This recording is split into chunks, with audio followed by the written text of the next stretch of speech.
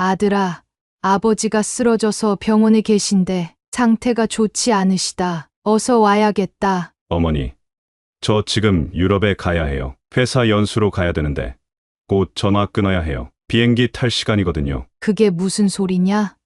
너희 아버지가 위험하다고 하는데. 어머니, 지금 당장은 어떻게 할 수가 없어요. 어머니가 잘 처리해 주세요. 연락되는 대로 다시 전화 드릴게요. 그래도 다음 날 다시 전화가 와서 어머니, 저 내일 한국 들어갑니다. 비행기표 예약했어요. 하더라고요. 그때는 정말 다행이다 싶었어요.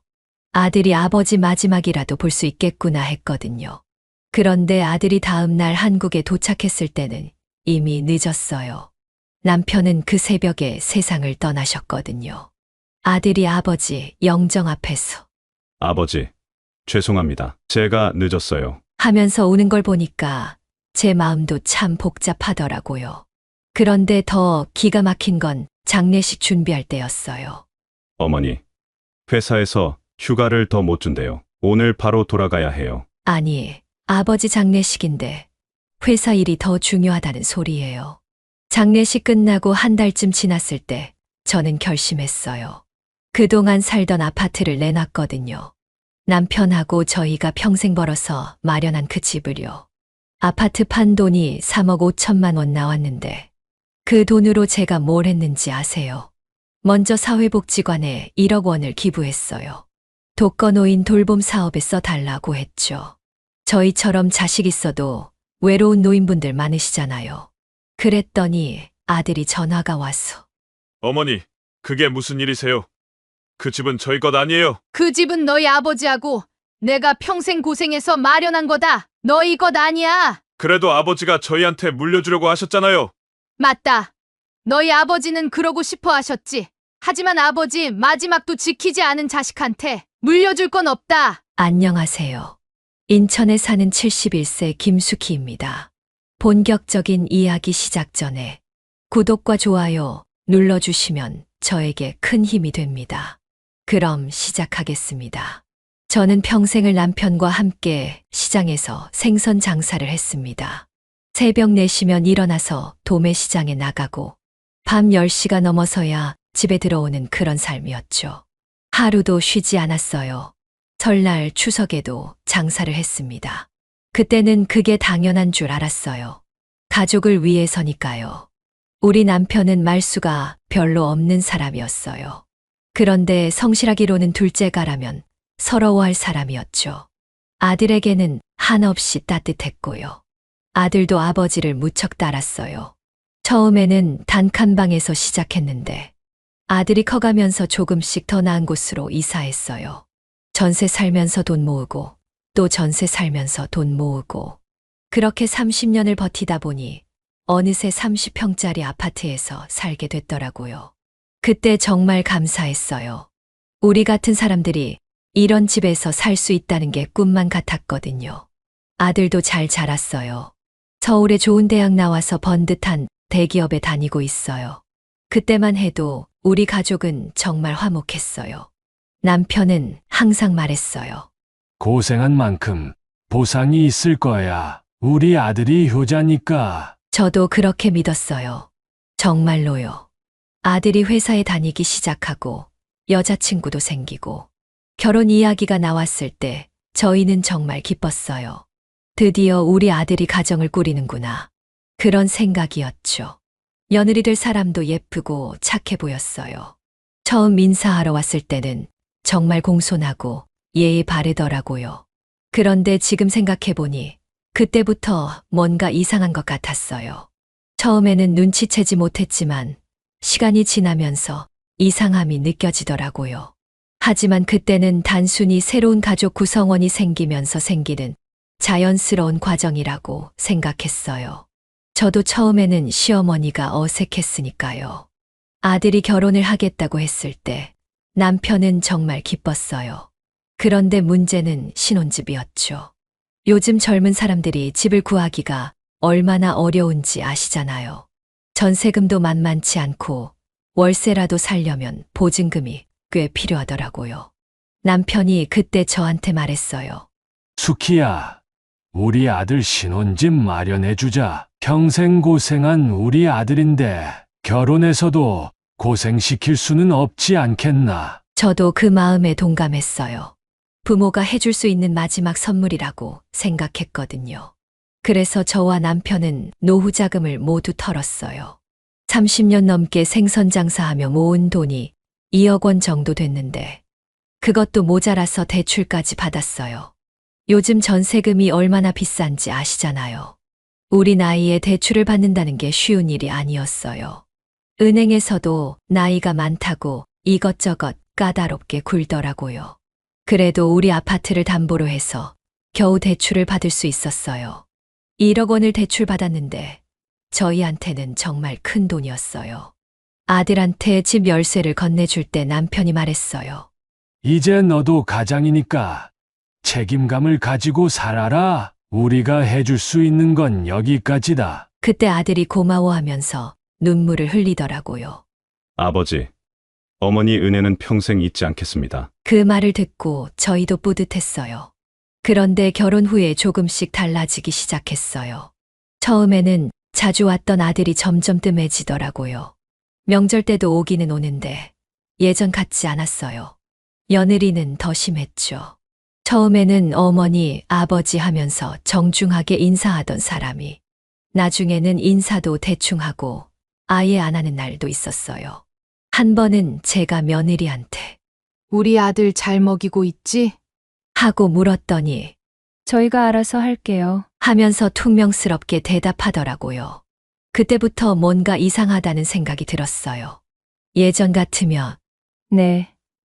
잘 챙겨주고 있어요. 이렇게 대답했을 텐데 말이에요. 아들한테 그 이야기를 했더니 어머니, 며느리도 직장 다니느라 힘들어요. 그냥 좀 내버려 두세요. 이렇게 말하더라고요. 그때 처음으로 배신감을 느꼈어요. 우리가 그렇게 해줬는데 이제는 며느리 편만 드는구나 싶어서요. 3년 전 겨울이었어요. 12월 어느 추운 밤이었죠. 남편이 평소보다 더 일찍 잠자리에 들었어요. 오늘 좀 피곤하네. 하면서요. 그런데 밤 11시쯤 되니까 거실에서 이상한 소리가 나더라고요. 급하게 나가보니까 남편이 소파에 기대서 가슴을 움켜쥐고 있었어요. 얼굴이 새하얗게 질려서는 숨을 헐떡거리고 있었죠. 여보, 왜 그래? 하고 물어봤더니 가슴이 너무 아파. 하면서 말을 제대로 못하더라고요. 남편이 심장이 안 좋다는 건 알고 있었어요. 몇 년 전부터 병원에서 약을 타다 먹고 있었거든요. 그런데 이렇게 심한 건 처음이었어요. 저도 당황해서 손이 떨렸지만 일단 119부터 불렀어요. 구급차가 오는 동안 남편이 저한테 말했어요. 수키야, 내가 만약 잘못되면 아들한테 미안하다고 전해줘. 그때 정말 무서웠어요. 남편이 이런 말을 한 적이 없었거든요. 무슨 소리야? 괜찮을 거야. 하면서 달랬지만 속으로는 정말 무서웠어요. 병원에 도착해서 응급실에 들어가니까 의사 선생님이 심근경색이라고 하더라고요. 바로 수술을 해야 한다고 했어요. 수술 동의서에 사인을 하면서 손이 너무 떨렸어요. 그때 큰아들한테 전화를 했죠. 아들아, 아버지가 쓰러져서 병원에 있다. 빨리 와라. 그런데 돌아온 대답이 충격적이었어요. 저 지금 유럽에 가야 해요. 회사 연수로 가야 하는데 곧 전화 끊어야 해요. 비행기 탈 시간이에요. 그게 무슨 소리야? 아버지가 죽을지도 모르는 상황이라고. 어머니, 지금 당장 갈 수가 없어요. 어머니가 잘 처리하세요. 연락되는 대로 다시 전화할게요. 그리고 전화를 끊어버렸어요. 그때 정말 하늘이 무너지는 것 같았어요.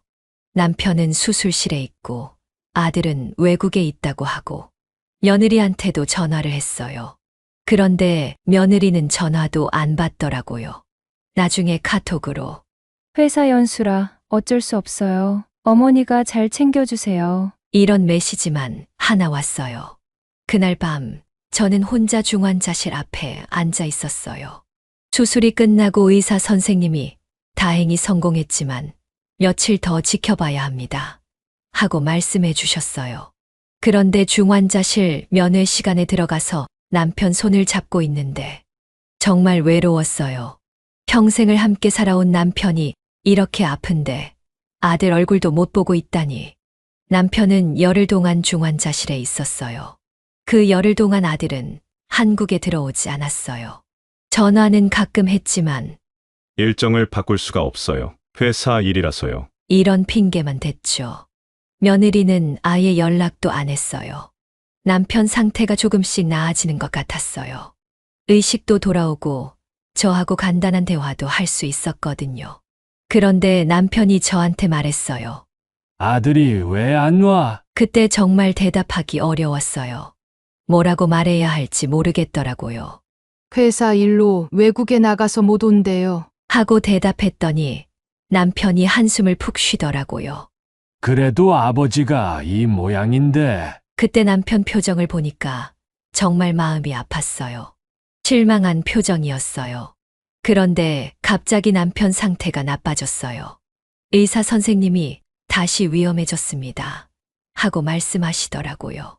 그때 아들한테 다시 전화를 했어요. 아들아, 정말 위험하다고 한다. 제발 빨리 와라. 어머니, 저 내일 한국 들어갑니다. 비행기 표 예약했어요. 그때 정말 다행이라고 생각했어요. 아들이 아버지 마지막이라도 볼 수 있을 거라고 생각했거든요. 그런데 남편은 그날 밤에 세상을 떠났어요. 아들이 도착하기 하루 전에요. 마지막 순간에도 남편은 아들 하고 중얼거렸어요. 그게 남편의 마지막 말이었어요. 아들이 다음 날 한국에 도착했을 때는 이미 늦었어요. 남편의 마지막 모습을 보고 아들이 울더라고요.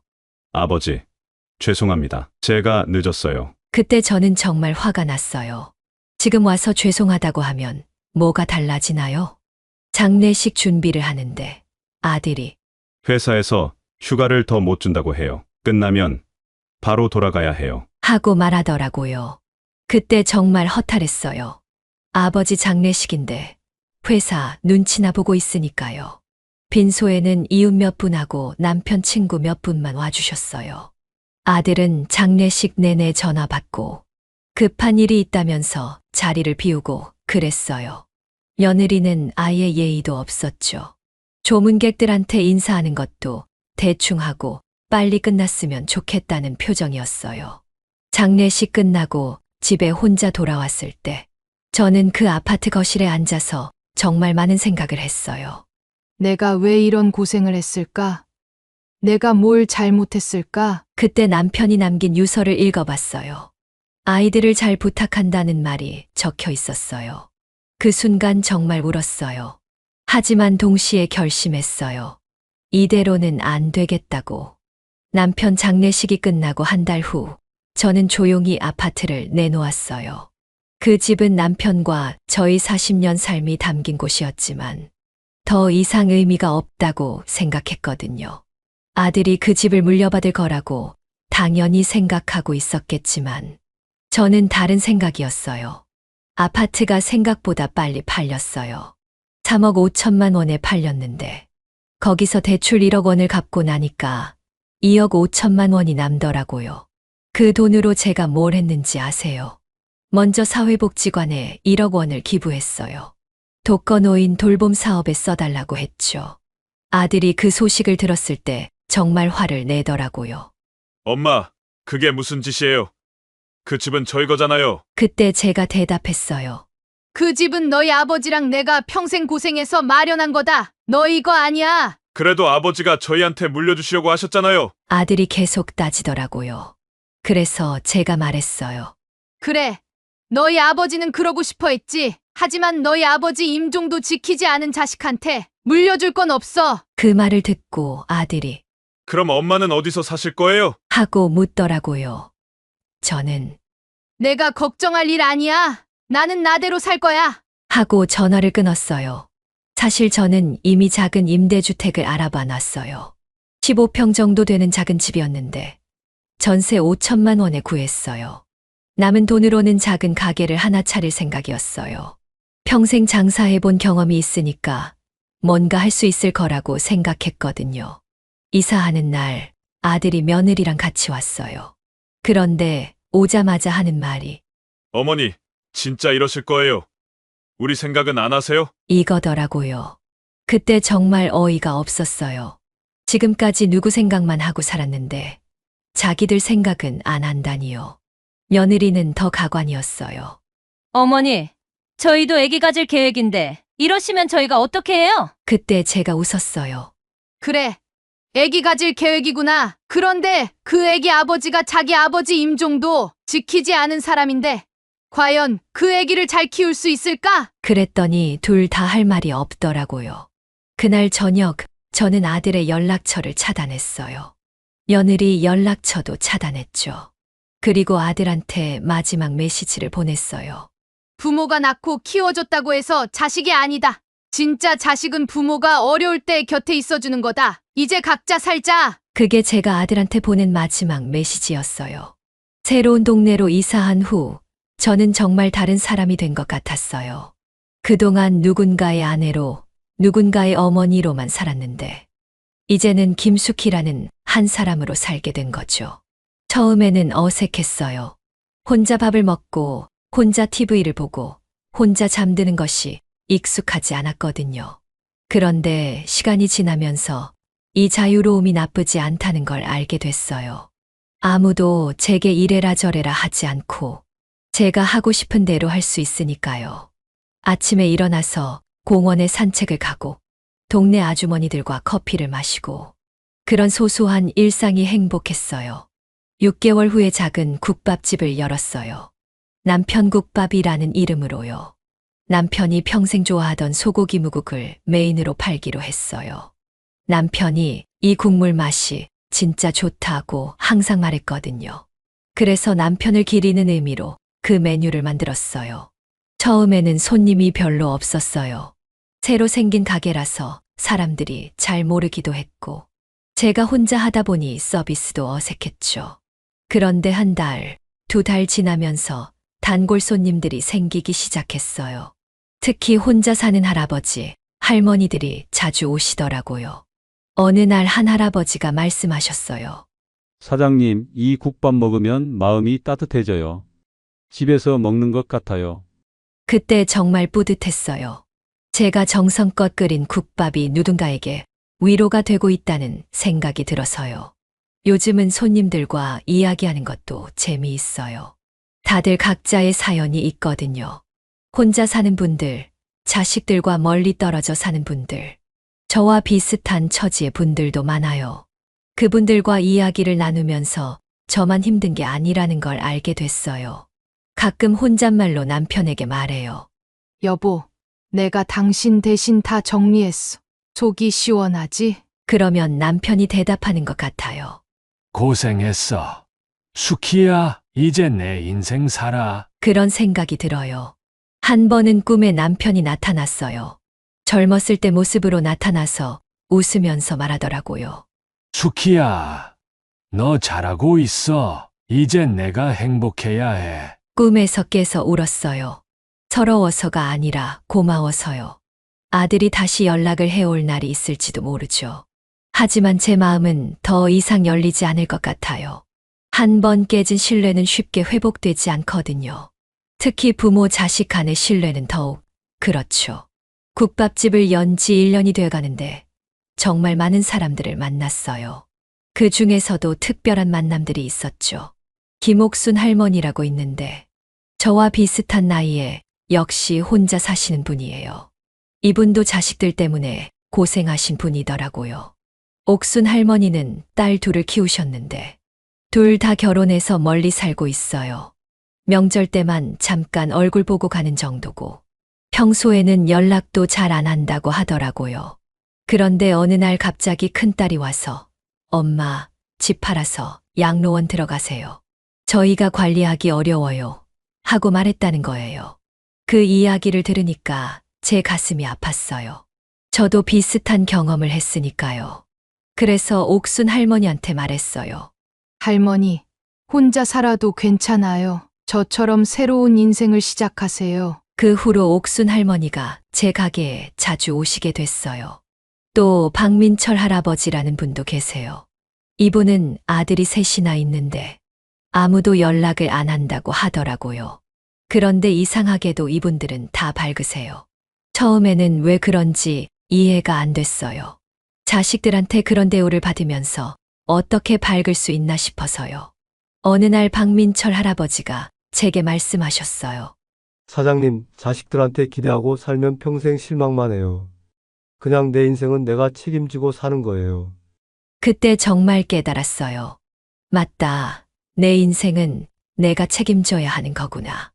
그런데 가장 인상 깊었던 만남은 젊은 손님이었어요. 30대 초반으로 보이는 남자분이었는데 어느 날 혼자 와서 국밥을 드시더니 갑자기 우시더라고요. 괜찮으세요? 하고 물어봤더니 사장님, 저 부모님께 죄송해요. 하고 말하시더라고요. 이야기를 들어보니 이분도 직장 때문에 부모님을 제대로 모시지 못하고 있다는 거예요. 부모님이 시골에 계시는데 바쁘다는 핑계로 자주 가지 못한다고 하더라고요. 그런데 최근에 아버지가 병원에 입원하셨는데 회사 일 때문에 제대로 돌보지 못했다는 거예요. 그분한테 제가 말했어요. 지금이라도 늦지 않았으니까 부모님께 잘하세요. 부모님이 살아계실 때 후회하지 말고요. 그랬더니 그분이 사장님 말씀이 맞아요. 제가 정신 차려야겠어요. 하고 말하시더라고요. 그 후로 그분이 가끔 오시는데 이제는 밝은 표정으로 오세요. 사장님, 요즘 주말마다 부모님 뵈러 갑니다. 어머니가 정말 좋아하세요. 하고 말씀하시더라고요. 그때 정말 뿌듯했어요. 제 이야기가 누군가에게 도움이 됐다는 생각이 들어서요. 이런 만남들을 통해서 깨달은 게 있어요. 세상에는 저 같은 사람들이 정말 많다는 거예요. 자식들 때문에 상처받은 부모들, 부모님께 죄송한 마음을 가진 자식들. 그런데 중요한 건 서로 이해하려고 노력하는 것 같아요. 물론 제 아들의 경우는 좀 달라요. 아버지의 임종도 지키지 않고 그 후에도 반성하는 기색이 없었으니까요. 하지만 모든 가족이 저희 같은 건 아니죠. 아직 회복할 수 있는 관계들도 있을 거고요. 요즘 저는 이런 생각을 해요. 제가 겪은 일들이 단순히 불행한 일만은 아니었다고요. 이런 경험을 통해서 다른 사람들을 이해할 수 있게 됐고, 누군가에게 위로가 될 수 있는 사람이 됐으니까요. 그게 제 인생의 새로운 의미인 것 같아요. 지난달에 정말 예상치 못한 일이 일어났어요. 평소처럼 가게에서 국밥을 끓이고 있는데 갑자기 아들이 나타난 거예요. 1년 반 만에 처음 보는 아들 얼굴이었죠. 처음에는 눈을 의심했어요. 정말 우리 아들이 맞나 싶어서요. 아들이 들어오자마자 어머니 하고 불렀는데 그 목소리가 예전과 달랐어요. 뭔가 초라해 보였달까요. 옷차림도 예전처럼 말끔하지 않았고 얼굴도 많이 야위어 있더라고요. 왜 왔느냐 하고 물어봤더니 한참 동안 말을 못 하더라고요. 어머니, 저 잘못했어요. 갑자기 그런 말을 하면서 고개를 숙이더라고요. 뭘 잘못했는지 알긴 하니? 하고 물어봤더니 아버지 임종을 지키지 못한 것, 그리고 어머니를 혼자 두고 간 것이요. 이렇게 대답하더라고요. 그때까지는 그냥 형식적인 사과인 줄 알았어요. 그런데 아들이 갑자기 울기 시작하는 거예요. 어른이 된 아들이 어린아이처럼 울더라고요. 어머니, 저 정말 후회하고 있어요. 아버지 생각하면 잠도 못 자겠어요. 사실 그 모습을 보니까 마음이 좀 아팠어요. 아무리 원망스러워도 제가 낳아서 키운 아들이니까요. 그런데 동시에 이런 생각도 들었어요. 지금 와서 후회해서 뭐가 달라지나? 아들이 말하기를 며느리와 이혼했다고 하더라고요. 며느리가 시댁에서 물려받을 것도 없는데 왜 결혼했나 싶다고 하면서 이혼을 요구했다는 거예요. 그리고 회사에서도 문제가 생겨서 그만두게 됐다고 하더라고요. 그래서 지금 어떻게 살고 있어? 작은 고시원에서 지내면서 아르바이트를 하고 있어요. 하고 말하더라고요. 그때 복잡한 감정이 들었어요. 한편으로는 안쓰러웠지만 다른 한편으로는 이제야 현실을 깨달았구나 싶었어요. 아들이 엄마, 다시 시작할 수 있을까요? 하고 물어봤어요. 그때 제가 대답했어요. 시작하는 건 내 마음이야. 하지만 예전처럼 부모한테 기대지는 마라. 나도 이제 내 인생을 살고 있어. 어머니가 저를 용서할 수 있을까요? 아들이 또 물어봤어요. 그때 정말 많은 생각이 들었어요. 용서한다는 게 뭘까요? 예전처럼 돌아간다는 뜻일까요? 아니면 단순히 원망하지 않는다는 뜻일까요? 제가 아들한테 말했어요. 용서는 할 수 있어. 하지만 신뢰는 다른 문제야. 한번 깨진 신뢰는 쉽게 회복되지 않는다. 내가 정말 변했는지는 시간이 지나봐야 알 수 있을 거야. 그날 아들은 국밥 한 그릇을 먹고 갔어요. 어머니가 끓인 음식 먹어본 게 정말 오래됐네요. 하면서 눈물을 흘리더라고요. 그 모습을 보니까 제 마음도 복잡했어요. 아직도 제 아들이구나 싶으면서도 동시에 조심스러웠어요. 아들이 다시 나타난 후로 한 달 정도 지났어요. 그동안 아들은 일주일에 한 번 정도 가게에 와서 국밥을 먹고 갔어요. 처음에는 뭔가 어색했지만 조금씩 대화가 늘어가더라고요. 아들이 이야기해준 바로는 정말 많은 변화가 있었다고 해요. 이혼 과정에서 며느리의 진짜 모습을 봤다고 하더라고요. 어머니 말이 맞았어요. 그 사람은 돈에만 관심이 있었어요. 하면서 후회하더라고요. 회사에서도 문제가 생긴 건 사실이었어요.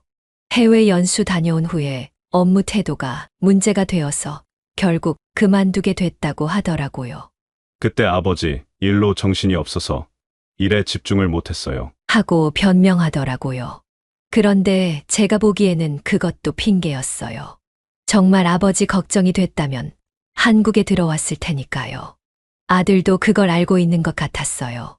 지금 생각해보니까 제가 정말 이기적이었어요. 하고 인정하더라고요. 요즘 아들은 택배 배송 일을 하고 있다고 해요.